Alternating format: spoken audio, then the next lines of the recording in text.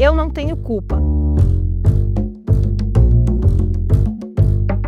O dinheiro, ele não chega através da fama. A internet, ela também é esse lugar maldoso. Eu não sou só a Jéssica do BBB, tentar trazer a copy pro debate, pra conversa de bar, pra conversa dentro de casa. O professor é o primeiro influenciador, nunca falei sobre isso em lugar nenhum. Eu não posso mudar o mundo, mas eu balanço.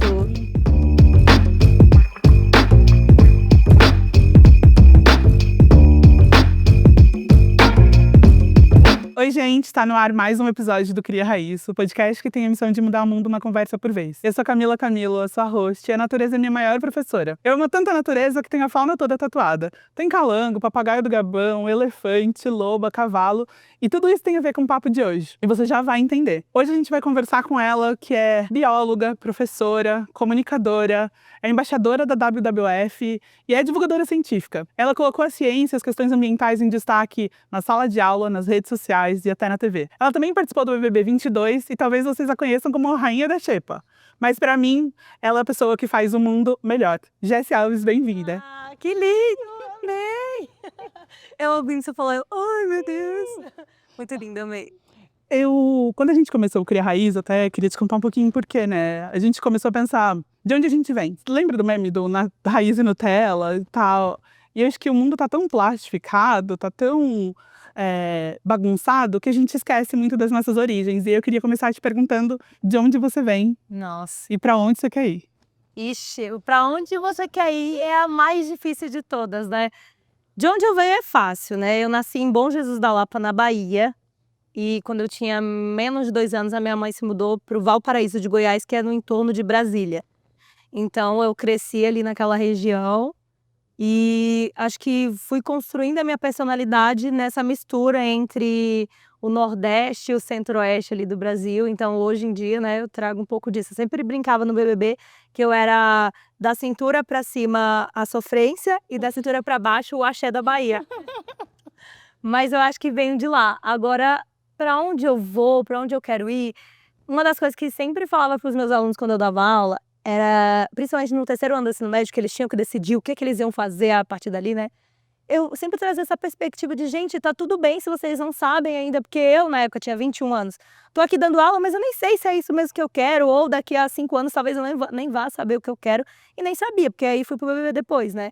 Então, acho que eu não sei exatamente para onde eu vou, mas eu já sei que talvez eu queira ir, sabe? Eu acho que esse lugar da comunicação me trouxe uma nova perspectiva de que eu posso ser bióloga e comunicadora e unir essas duas possibilidades, sabe? Então, falar sobre clima, escrever sobre clima, construir coisas sobre clima tem sido o que eu mais tenho gostado de fazer, sabe? Eu comentei que eu tenho várias tatuagens, a fauna inteira tatuada. Mas as minhas tatuagens todas têm história e elas são maneiras de eu me lembrar de experiências que eu passei. Então eu tenho... Você assistiu o Avatar, a Lenda de Aang? Sim. Quem nunca, gente? Icônico da infância. Eu tenho tatuado, então, os elementos das tribos. E aí eu adicionei um elemento que é o éter, que seria, tipo, o espírito e tal. Enfim, eu tenho Baby Groot, só porque nos Guardiões da Galáxia, o Groot salva todo mundo. Tem um rolê meio altruísta, assim. E as minhas tatuagens são essa lembrança. Tipo, toda vez que eu olho pra elas, eu falo, tá, eu sei de onde eu vim, assim, é um jeito. A gente tem até uma história, numa Creators antes da sua, um amigo meu, Raul, ele tatuou a palavra acreditar no braço. Ele via muita violência no alemão e tal. E ele falou assim, tipo, que a tatuagem do acreditar no braço era um jeito de quando as coisas estavam ruins, ele falar, eu não vou desistir. Como é que você faz pra lembrar das suas origens e não desistir? Nossa, gente. Eu acho que a minha mãe é a pessoa que mais me faz lembrar, porque a minha mãe, eu acho que é símbolo e sinônimo de tudo aquilo que eu sou e que eu acredito. Mesmo que ela não tenha me ensinado, é muito louco, porque ela não me ensinou sobre ser como eu sou, sobre acreditar nas coisas que eu acredito, sobre ter essa vontade de impactar o mundo e a sociedade de alguma forma. Ela nunca me ensinou sobre isso. Mas por eu ter acompanhado a trajetória e a vida dela, eu aprendi através desses símbolos, né, que era isso que eu queria fazer. Então, talvez a minha mãe é quem me lembra todos os dias de onde eu vim, né? Quando eu ligo, quando eu mando mensagem, quando eu vou até ela, quando a gente ri de coisas aleatórias da vida, me lembra todos os dias. Mas eu acho que principalmente as lembranças de tudo que eu já vivi, sabe?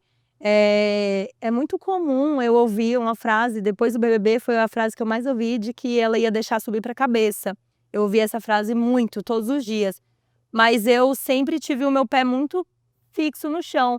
E acho que por um lugar que talvez seja até problemático, que talvez é esse medo de voltar ao que eu já tinha vivido, não as coisas boas que eu já vivi, mas as coisas ruins que a sociedade como um todo me colocou, sabe? Essas situações. Então, eu ouvia muito essa frase de ela vai deixar subir para a cabeça, ela vai deixar subir para a cabeça, como se fosse uma coisa ruim.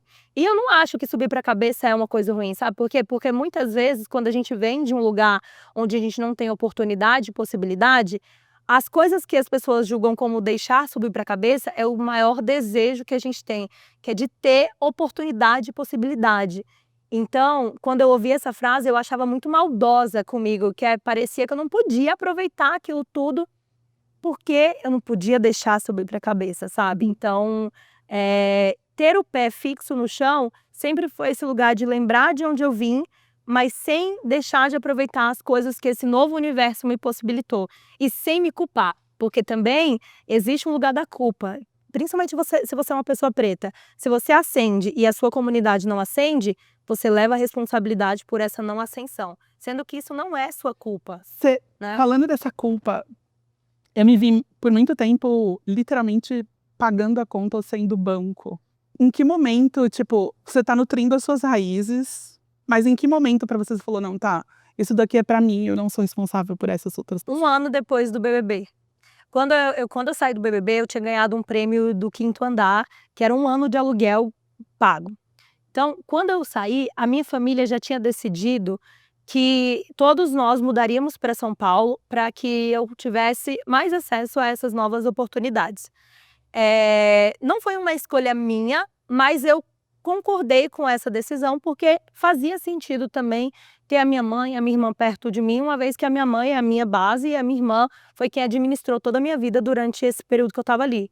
Só que, inconscientemente, isso me trouxe essa responsabilidade de ter que arcar Prover pra elas. com tudo e com todos, né? Então, eu fiquei nesse processo, mesmo que, isso é importante dizer, mesmo que eles não tenham me pedido isso e não tenham exigido isso, eu me colocava nesse lugar.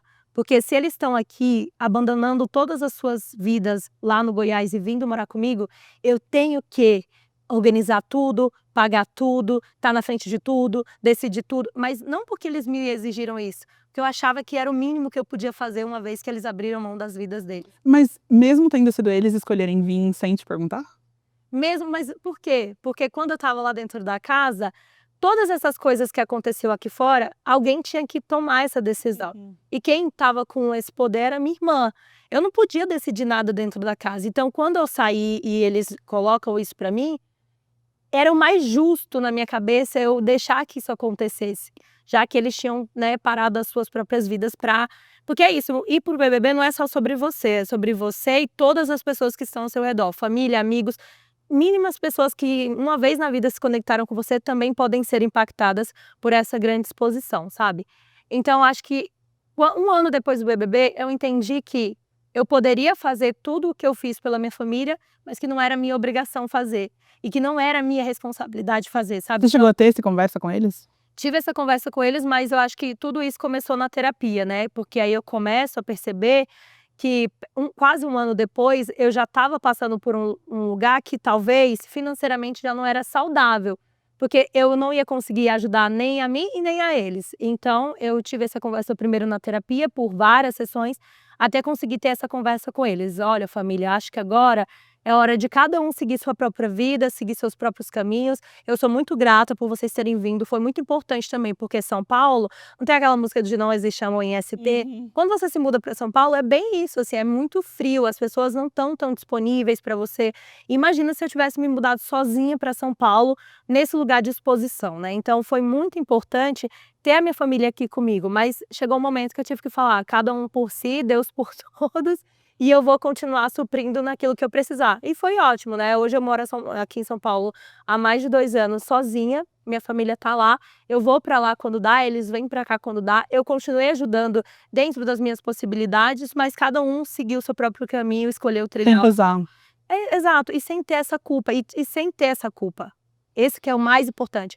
Eu não tenho culpa. Infelizmente, a gente vive num país que tem 1 milhão de problemas sociais, que tem 1 milhão de diferenças em todos os aspectos, mas que as pessoas que vivem nessas condições, elas não são culpadas, porque, eu ascendi, agora é minha obrigação trazer toda a minha comunidade comigo. Gente, não é. Eu posso fazer, mas não é minha obrigação. Isso aqui é culpa de um sistema. Por que que só eu ascendi e esses aqui não ascenderam? Porque eu passei por um reality que me deu a visibilidade e aí tem todas as consequências. Mas essa galera não conseguiu. E aí eles estão todos os dias fazendo o deles.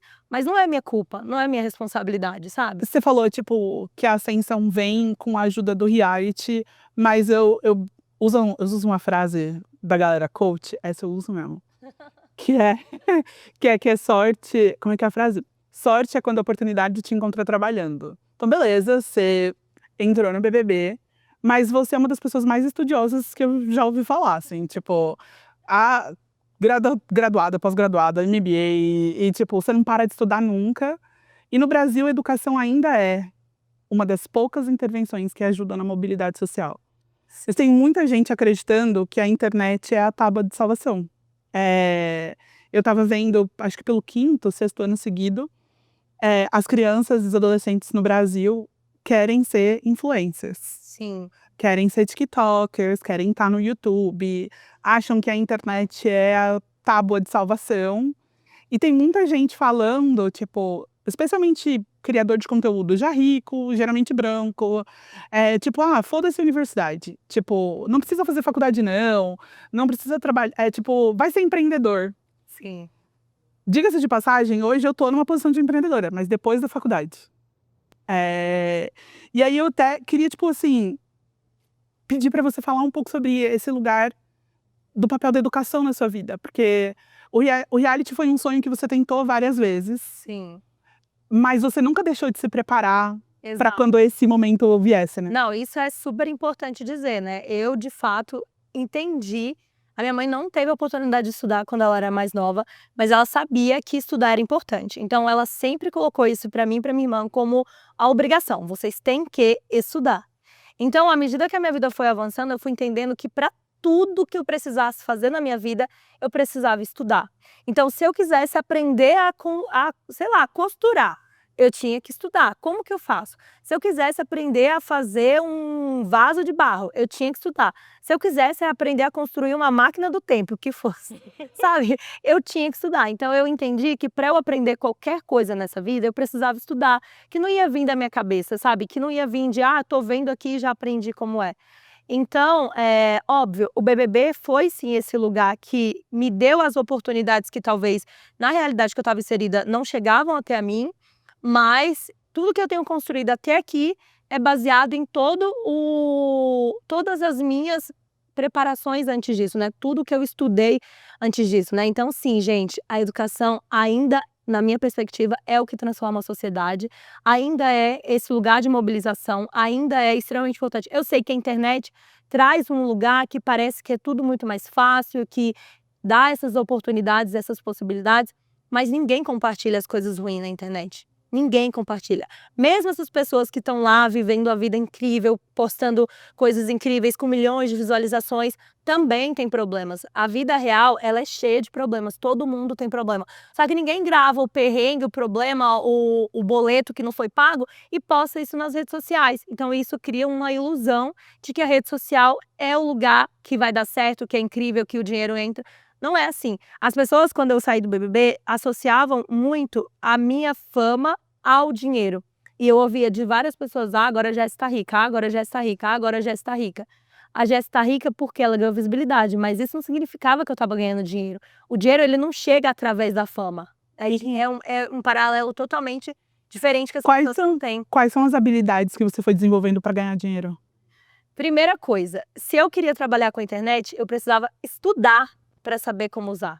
Eu não sabia gravar um vídeo, eu não sabia editar um vídeo, eu não sabia ler um TP, eu não sabia fazer uma performance na frente da câmera que não ficasse tão dura, tão mecânica, ou seja, tudo isso eu tive que estudar. Eu fiz um curso para ser apresentadora de TV, eu fiz um curso de edição de mobile, né, que é de edição no celular. Eu fiz um curso, vários na verdade, lá no próprio Instagram, para aprender a utilizar a ferramenta e todas as coisas que a ferramenta pode me possibilitar. Eu fiz vários cursos, assim, de semanas, de ter que ir até lá 5, 6 vezes na semana para 4, 5 vezes na semana para pegar todas as coisas. Então eu tive que estudar para tudo. Ah, eu quero dar palestra. Eu quero dar palestra. Ah, mas eu dei aula a vida toda, eu já sei dar palestra. Não, Não é a mesma coisa. dar palestra e dar aula são coisas diferentes. Eu tive que fazer um curso para poder dar palestra. Tive que fazer um curso para saber me posicionar numa entrevista. Eu tive que fazer um curso para saber as coisas que eu devo ou não falar durante uma entrevista, porque eu também estou na internet. Qualquer coisa que eu falo pode ser usado contra mim, né? E por muitos anos, porque fica registrado lá. Então é isso, a educação ainda é, mesmo no lugar que eu estou hoje, o lugar que transforma. Hoje eu estou estudando, estou na faculdade de novo, estou fazendo um MBA em ESG. Por quê? Porque eu entendi que só ser influenciadora não vai me sustentar a longo prazo. Por mais que eu tenha ganhado muito dinheiro, e assim, muito dinheiro dentro da minha perspectiva do que é muito dinheiro, porque até isso é um lugar volátil. Para cada pessoa, ter muito dinheiro é muita coisa. Mas eu entendi que não é só esse lugar. Eu ganhei dinheiro, ganhei muito dinheiro na minha perspectiva, mas eu também tinha muitas coisas para fazer. Eu tinha tirar meu nome do Serasa, eu tinha que ajudar a minha família, eu tinha que viver a minha nova realidade. Morar em São Paulo é extremamente caro. Muito mais caro do Gente, que... eu sempre falo, eu sempre uso o aluguel como exemplo. Quando eu morava no Goiás, o salário que eu sonhava em ganhar para ter uma vida boa como professora é o valor que eu pago no aluguel da minha casa hoje em São Paulo. Nossa. Então, só para você ter noção, o dinheiro que ia me sustentar uma vida inteira é o dinheiro que eu pago um mês de aluguel aqui. Então, tudo isso mudou. E eu precisava entender que só ser influenciadora não ia me sustentar. Então, eu vou estudar para poder fazer outra coisa, para conseguir entender outras possibilidades. Então, sim, gente, educação ainda é o que transforma. O lado B da influência, dá para fazer o algoritmo trabalhar para você? Ou a máquina te engole mesmo? Eu acho que dá, mas ao mesmo tempo é entendendo que, assim, não é o que vai resolver os seus problemas ali nas redes sociais. Uma coisa que eu tenho feito desde que eu saí do BBB é entender que o meu perfil é de uma pessoa. Então, eu não posso só falar sobre meio ambiente nas minhas redes sociais. Eu falo sobre meio ambiente também, mas eu posto uma receita, eu posto um dia de praia, eu posto um vlog de um dia de estúdio comigo, ou seja, eu acho que essa é a forma de você fazer o algoritmo trabalhar. Se você sabe que esse tipo de conteúdo engaja mais, então adapta o seu conteúdo para esse tipo de conteúdo que engaja mais, sabe? Então eu acho que eu fico tentando fazer isso. Eu não falo só sobre clima, mas eu também falo. Eu não sou só a Jéssica do BBB, mas eu também sou. E aí eu vou usando essas possibilidades ali para conseguir driblar o algoritmo e fazer com que ele me entenda como interessante Você consegue viver a sua vida sem pensar, nossa, isso daria conteúdo? Não. Gente, isso é muito louco! Eu já parei para pensar, porque assim, ó, eu faço detox de celular várias vezes, porque eu entendi que também, e é muito louco, porque eu trabalho com as redes sociais, mas quando eu olho lá o tempo de tela na rede social, às vezes eu passei, tipo, no máximo 3 horas num dia. A minha namorada, por exemplo, que não usa a rede social para trabalho, passa 6 horas no dia. Uau. E aí eu entendi que, por eu trabalhar com o celular, as redes sociais se tornaram o meu trabalho. Então eu entro ali pontualmente Para trabalhar. Mas também, essas 3 horas que eu passo lá é o mínimo, porque as outras 8 horas eu passei gravando, escrevendo, roteirizando, editando. Então ali é o mínimo que eu passo. Mas é muito louco, porque desde que eu saí do BBB e eu entendi que eu virei uma criadora de conteúdo, gente, eu não consigo olhar para as coisas e não pensar em um conteúdo. Tipo, até quando alguém fala alguma coisa, eu falo, nossa, isso aí poderia virar um Reels. É muito louco, a gente realmente entra nesse mood, né? Eu queria falar sobre a copy. E eu vi que você está fazendo, enfim, vários conteúdos na internet para explicar. Vale fazer um disclaimer para a galera que está assistindo a gente, que a COP é a Conferência das Partes das Nações Unidas. Ela não é a Copa e não é um festival. Vai acontecer em Belém, vai ter música, vai ter festa, mas não é carnaval. Um monte de coisa séria é discutida lá. E aí a gente recebeu uma mensagem de uma pessoa do Pará para falar com a gente um pouquinho sobre COP e adaptação climática. Queria chamar o vídeo da Val Munduruku rapidinho pra gente assistir. Oi, Jessi. Oi, Cami. Oi, galera do Cria Raiz. Aqui é Val Munduruku, artista e ativista do povo Munduruku, e tô aqui para contar para vocês. E a COP com isso? Você sabia que mais de 43 milhões de pessoas foram forçadas a se deslocar por conta de eventos extremos climáticos só no ano de 2024? E esse número não para de crescer. São pessoas que estão fugindo das grandes cheias, das secas severas, das queimadas, dos ciclones, e são pessoas que acordam e não têm mais suas escolas, suas casas, suas lavouras, seus roçados e muito menos suas comunidades. Essas pessoas são chamadas de refugiados climáticos, e esse termo ainda não existe oficialmente nas leis internacionais. Isso significa que essas pessoas não têm seus direitos reconhecidos e nem garantidos. E quem são essas pessoas, Val? Essas pessoas são do sul global, países que menos contribuíram para os efeitos das mudanças climáticas e são as pessoas que mais sofrem o impacto delas. No norte do Brasil, o assunto é urgente. No Acre, no ano de 2024, mais de 100 mil pessoas de 17 municípios sofreram com o impacto das grandes enchentes. Famílias que tiveram que se refugiar para escolas, abrigos e centros urbanos precários. E essas pessoas, em sua maioria, não conseguem retornar nem para suas casas e nem para os seus territórios. E diante disso, precisamos falar sobre a adaptação climática. E o que é a adaptação? A adaptação é garantir que comunidades vulneráveis elas estejam estruturadas e preparadas para lidar com os efeitos das mudanças climáticas que já estão acontecendo. É investir em moradia segura, energia limpa, saneamento básico, é investir em sistemas de alerta e de segurança social. É preparar e proteger essas pessoas antes que elas sejam obrigadas a se tornarem refugiados. E é por isso que a COP30, que acontece esse ano no Brasil, no nosso país, precisa colocar os refugiados climáticos e a adaptação no centro da pauta. Porque falar sobre clima é falar sobre justiça, é falar sobre quem vai ficar sem teto, é falar quem vai ficar sem território e sem o seu país. E isso a gente não está falando de um futuro distante, a gente está falando do agora. A Val Munduruku é do povo Munduruku, ela mora em Santarém, um território que vem sendo, por exemplo, atacado pelo garimpo.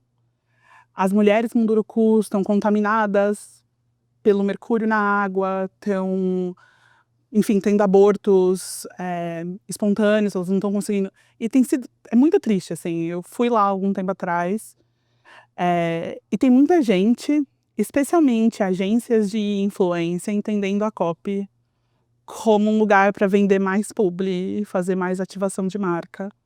E aí, eu sei que você é uma pessoa que leva isso a sério. Então, como é que tem sido o seu diálogo sobre a COP?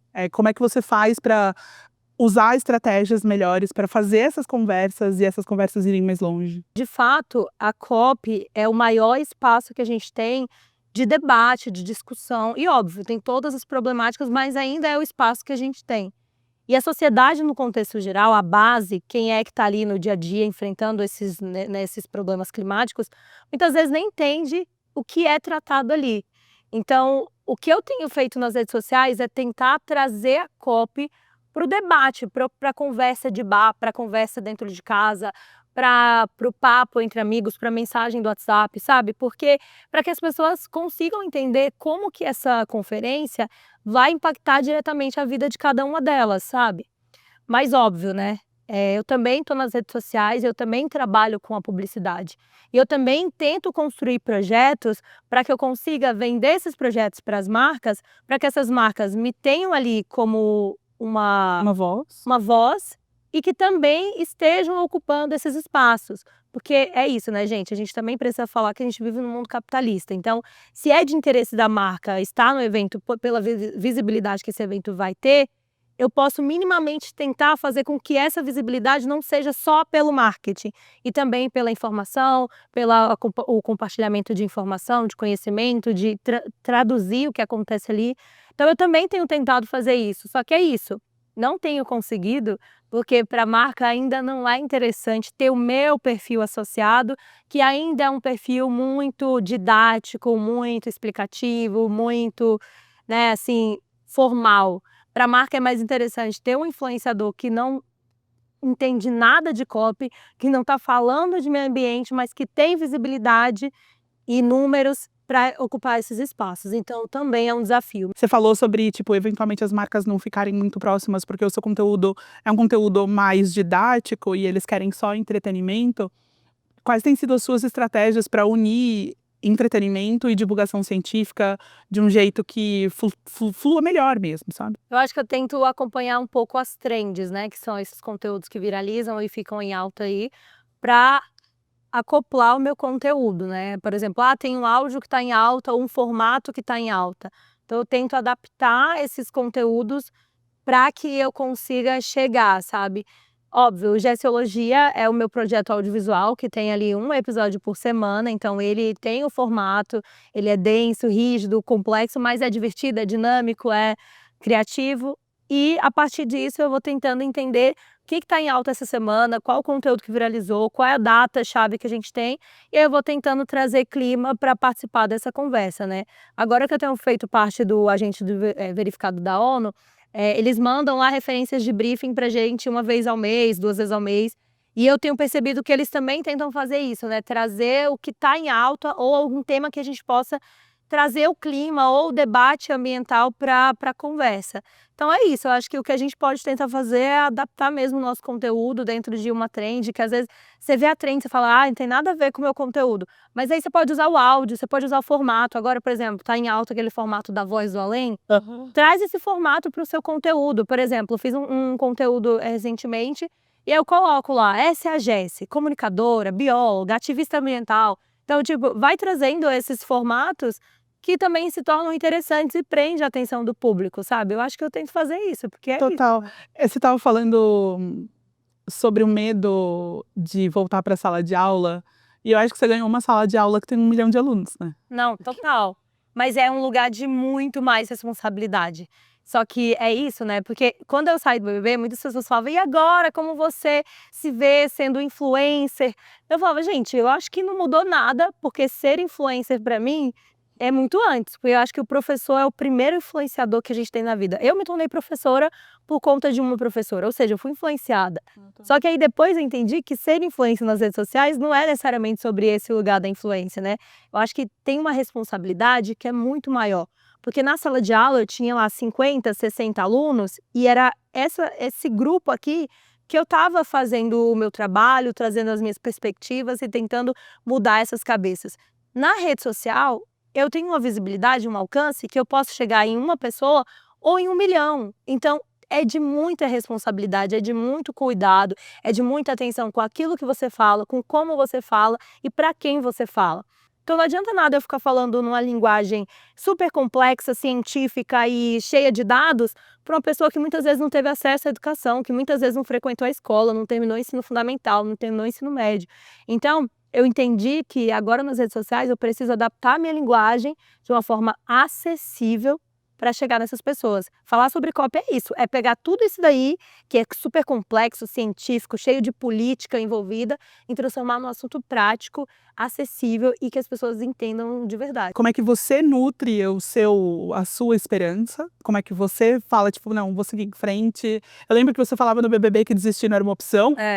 Nunca foi, continua não sendo, gente. Não dá pra desistir. Pessoas negras não podem desistir também, né? Eu sinto isso. Desde o dia que a gente nasce, né, já começa. Eu tenho essa sensação também. Mas num contexto de fim do mundo, em que as mensagens só maltratam as pessoas e colocam elas em situações de acharem que não dá para fazer nada, que não dá para agir, como é que você traz esperança? Como é que você cuida do seu coração? Eu acho que eu tento ser essa pessoa nem otimista nem pessimista, eu acho que eu sou realista, sabe. Ano retrasado, quando teve a COP em Dubai, eu postei um vídeo falando que ia começar o evento nas redes sociais e que ele era importante porque isso, isso e isso. E uma outra influenciadora que também comenta sobre clima, comentou assim, gostei do seu... Eu também fiz um conteúdo um pouco mais pessimista que o seu, mas gostei do seu entusiasmo. E eu li aquilo e fiquei pensando, eu acho que cada um tem uma forma de expressar como enxerga as coisas, mas na minha vida como um todo, eu nunca consegui ser essa pessoa mensageira do apocalipse, sabe? Eu nunca fui, nossa, tá tudo perdido, agora já era. Eu sempre fui, gente, essa é a realidade, tá acontecendo isso, mas o que a gente pode fazer para tentar mudar? Então eu sempre tive esse lugar da ação, sabe? Então eu acho que eu vivo fazendo isso, inclusive dentro desse contexto da produção de conteúdo sobre a pauta ambiental, sabe? Porque eu entendi que se eu ficar só falando, o mundo tá perdido, a gente vai morrer, as calotas vão derreter, o aquecimento global, crise climática, não sei o quê, nanana, nesse lugar, eu vou estar só falando para as pessoas que já era, nada dá para fazer mais, não há o que se fazer. Só que assim, gente, infelizmente, a gente tá vivendo isso. A gente já sabe, tá acontecendo. Eu acho que a virada de chave é tirar da cabeça a mudança climática como se fosse algo que vai acontecer a longo prazo. Já aconteceu. É agora, é hoje, é nesse momento, é ontem, é anteontem, é daqui para trás. Para frente, a gente não tem mais como pensar como processual. É agora. Só que ao mesmo tempo, gente, a gente ainda está aqui. Então, se a gente está aqui, a gente pode fazer algo, mesmo que seja para mudar a nossa realidade individualmente, ou a realidade da nossa comunidade, ou do nosso país, porque o planeta é difícil também, né? A gente é muito idealizado. Essa vontade de querer resolver tudo. Chega também. Eu acho que a gente também precisa ser pé no chão. Então, assim, uma escala que começa aqui e vai aumentando. Não vai chegar no máximo, mas vai chegar até onde a gente conseguir. Então, eu acho que eu tento fazer isso, sabe? Dessa pessoa que não é a mensageira do apocalipse e que sempre que eu posso, eu tento ser otimista. Mesmo quando eu tô falando sobre coisas densas, por exemplo, ano passado, quando a gente estava falando sobre as secas na Amazônia, quando a gente está falando sobre as enchentes no Rio Grande do Sul, óbvio, tudo isso era extremamente problemático. Mas o que eu podia trazer para as pessoas? Continuar falando da dor e do sofrimento daquelas pessoas nesse sentido, sem pensar em possibilidade de mudança? Gente, a gente está vendo o que está acontecendo. O que a gente pode fazer? Cobrar as nossas lideranças, é mobilização social, é usar as redes sociais para falar sobre mudança, perspectiva, planejamento. Porque o que aconteceu, aconteceu. Se a gente ficar só falando do ruim daquilo, a gente vai continuar divulgando isso sem se mobilizar. Eu terminei de ler um livro agora que chama E se a gente fizesse direito? Da doutora Ayana Elizabeth Johnson. Ela é bióloga marinha e ela mora no Maine, assim, na costa dos Estados Unidos. E aí, com alguma frequência no livro, ela fala sobre esperança e que ela fala, sendo uma mulher da ciência, ela não tem esperança. Porque ela é realista, ela, tipo, eu me apego nos dados e tudo mais, mas que quando as pessoas perguntam para ela como ela faz para ter esperança, ela entendeu que o que as pessoas estão perguntando é como ela não perde a alegria. Talvez seja. Como ela consegue continuar vivendo, fazendo poesia, dançando. E aí eu acho que para você eu te pergunto como que você nutre a sua alegria? Tipo, o que que cuida do seu coração, cuida das suas raízes, te faz feliz a despeito de todos os problemas que a gente precisa ler, enfrentar e comunicar todos os dias? Eu acho que é isso aqui que a gente está fazendo, a conversa, assim. Para mim é fundamental. Eu sempre falo que eu sou uma pessoa faladeira. Eu adoro conversar, eu adoro falar e interagir, mas eu acho que o que me nutre para continuar são essas conversas, sabe? Porque não é nem porque as conversas são positivas, mas é porque eu não me sinto sozinha, inclusive nesse lugar de não ter perspectiva de futuro nesse contexto ambiental, sabe? Eu acho que estar com as pessoas e conversar sobre isso acalma, conforta, fala, peraí, tá tudo bem, tem mais gente pensando como você, tem mais gente que também tá enxergando as coisas como você, tem mais gente que também tá tentando se mobilizar como você. Então, acho que é isso, são essas trocas que ainda me fazem acreditar, sabe? Que mesmo que a gente não mude nada, a gente pode... Tem uma música, eu sempre falo dessa música, que ela fala assim, eu não posso mudar o mundo, mas eu balanço. Eu adoro essa música, porque eu acho que é isso, gente, eu já tenho na minha cabeça, não sou a salvadora do mundo, não vou conseguir mudar o mundo. Mas se eu consigo balançar esse mundo, já é importante. A minha mãe, por exemplo, é o meu maior referencial nesse sentido, inclusive de transformação. A minha mãe não teve a oportunidade de estudar, mas a partir do que eu aprendi na vida e que eu converso com ela, a minha mãe mudou vários hábitos e entendeu a importância de várias coisas, como a própria pauta racial, se reconhecer como uma mulher negra, que ela não tinha essa perspectiva, e ela é negra e é retinta, mas ela não tinha essa perspectiva. Através das coisas que eu consegui ensinar e compartilhar com ela, mudou essa perspectiva sobre o meio ambiente, sobre por que o clima está mudando, sobre por que a gente precisa estar atento a determinadas coisas. tudo isso eu consegui fazer com que ela mude. Então, assim, eu não vou mudar todo mundo, não vou mudar todas as pessoas, não vou conseguir mudar a cabeça de todo mundo, mas eu sei que essas sementes que eu vou plantando, esses conteúdos que eu vou produzindo, essas conversas que eu vou tendo, minimamente faz a pessoa pensar diferente, raciocinar diferente, mesmo que não mude nada agora, no dia a dia, na prática, mas que, sabe, traga esse lugar de reflexão. Então, acho que Total. o minuto Eu lembrei de um provérbio, eu acho que é um provérbio japonês que fala que você não planta árvore pra você planta árvore pros seus netos, né? Tipo, então quando a gente fala um negócio, a gente não tá jogando uma semente que vai germinar agora, que vai florescer agora. Você passou por acho que pelo lugar de maior exposição que uma pessoa pode viver no Brasil hoje, sem conseguir, tava ali, confinada, sem informação do resto do mundo e etc.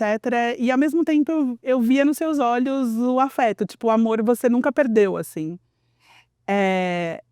E aonde tá indo o seu amor agora, assim? Quais são seus próximos destinos? Esse amor que segue te movendo, pra onde ele vai te levar? A gente comentou no começo que você não sabe o que você vai fazer no futuro, mas você tem uma ideia da direção. Que direção é essa? Olha, eu tô fazendo muitas coisas. Eu acho que como eu tô nesse momento de transição, de entender que a internet não é mais o lugar, mas que é um dos lugares que eu posso também estar, eu tô fazendo muita coisa. Mas assim, para esse ano, 2 projetos que eu tenho feito e que tem sido, assim, muito especial para mim. Um, inclusive, vai ser em primeira mão que eu vou estar contando, porque eu nunca falei sobre isso em lugar nenhum, mas eu estou escrevendo um livro junto com um amigo meu, que chama Egberto Jared. A gente está escrevendo um livro que fala sobre justiça climática, que fala sobre racismo ambiental, que fala sobre uma pandeclima, né, trazendo essa perspectiva de uma pandemia climática que a gente está vendo todos os efeitos acontecendo e a gente está vendo com os nossos próprios olhos, mas principalmente sentindo com o nosso corpo. Mas que é um livro que, na essência, é um livro infanto-juvenil. Então, é um livro de literatura, de fantasia, que bebe, assim, da Alice no País das Maravilhas, do Pequeno Príncipe, sabe? Traz essa perspectiva, assim, lúdica. E esse livro a gente ainda está escrevendo, mas o objetivo é que ele seja lançado até o final do ano. Então é um projeto que eu tenho, sabe, cada palavra que eu escrevo, cada palavra que eu coloco, cada perspectiva ambiental, climática, cada coisa que a gente constrói ali juntos, me traz essa confiança de que é um caminho que vai ser incrível trilhar, sabe? Porque é isso. Não é que eu tô sendo a mensageira do apocalipse, mas trazer esse livro para dentro desse contexto infanto-juvenil, trazendo uma perspectiva de crítica social muito forte, muda tanto a base quanto quem tá lendo para a base, sabe isso? Então eu tô muito empolgada com esse projeto, e a gente nunca falou isso publicamente. Tô escrevendo vai fazer 1 ano. Uau. A gente tem encontros, assim, pontualmente, mas vai ser eu tô com muitas É o seu expectativas. baby. É o meu baby. E para além disso, eu tô gravando um projeto junto com a Alma Preta Jornalismo, que chama Tem Clima para Isso? É um programa, inclusive, senhora, está convidada para participar. Conte comigo. Brevemente o pessoal vai entrar em contato, porque você já está lá na lista que eu recomendei, de quem eu quero entrevistar, então isso aqui vai acontecer Ao contrário, entendi. na contramão também. E é isso, a gente está falando lá sobre clima, chamando pessoas que estão envolvidas também, trazendo essa desconstrução da pauta climática desse lugar tão denso e acadêmico para o entretenimento, para o dia a dia, para as conversas de mesa, sabe? Então, a ideia também é essa. Mas é isso, para além disso, eu tô fazendo 1 milhão de outras coisas, gente. Eu sou aquele tipo de pessoa que você fala assim, você sabe fazer isso? Eu falo, sei. Eu nem sei, mas eu vou procurar saber. Eu vou estudar, eu vou ler, eu vou, sabe, treinar, me preparar. Então, eu tô fazendo tudo. Tô dirigindo, tô roteirizando, tô editando, tô palestrando, tô estudando também, né? Tô fazendo inglês também, que o inglês você falou, o inglês realmente. Aliás, falando em inglês, você passou 1 mês na África do Sul.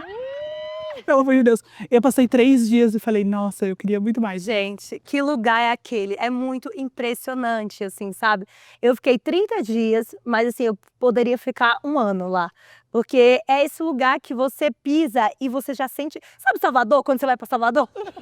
É meio isso, pisou lá, parece que já veio energia, assim, sabe? Foi muito especial. Eu acho que, primeiro no idioma, porque eu realmente tô estudando inglês, comecei a estudar inglês ano passado, vai fazer 1 ano agora que eu tô estudando inglês, então ter contato com o idioma todos os dias, todo momento, desde a hora que você acorda até a hora que você vai dormir, faz muita diferença mesmo, destrava. Ainda mais porque aqui no Brasil a gente tem vergonha de falar inglês com as pessoas, porque parece que todo mundo é professor de inglês e todo mundo vai ficar te analisando pra saber se você tá falando certo, né? Total. Então, sair desse lugar e ir pra lá pra falar com as pessoas que estão ali querendo te ajudar, ouvir de você, saber de onde você vem, saber um pouco como é o seu país, a sua cultura. Quando eu falava brasileira, nossa, me conta mais, como é no Brasil, o que tem isso? O que vocês falam lá? Tipo assim, sabe? Esse lugar é muito especial. E tem também um lugar que é muito ancestral também, né? Porque a gente sabe da nossa história, de onde a gente veio, de onde os nossos ancestrais vieram.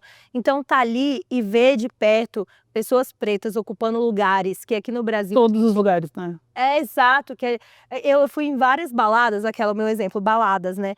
Você vai nas baladas, aí lá os camarotes dentro das baladas, vocês tinham que pagar, tipo assim, 3 mil, 5 mil reais às vezes pra estar dentro do camarote, que eu perguntava o preço, né? Não pagava porque... Mas eu perguntava, quanto que é pra ir no camarote? Aí, 5 mil reais, convertendo, né? Aí eu olhava quem tava ocupando esses espaços. Pessoas pretas. Se fosse aqui no Brasil, você ia ver os camarotes todo formado por pessoas brancas e a galera aqui, na grande massa, sendo majoritariamente pessoas pretas.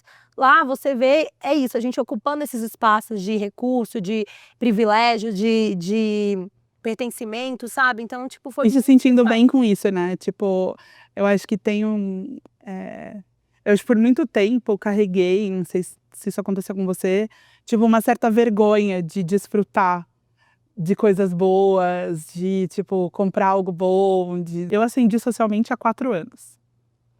Para a maior parte das pessoas, parece que foi muito tempo, que eu sempre fui assim.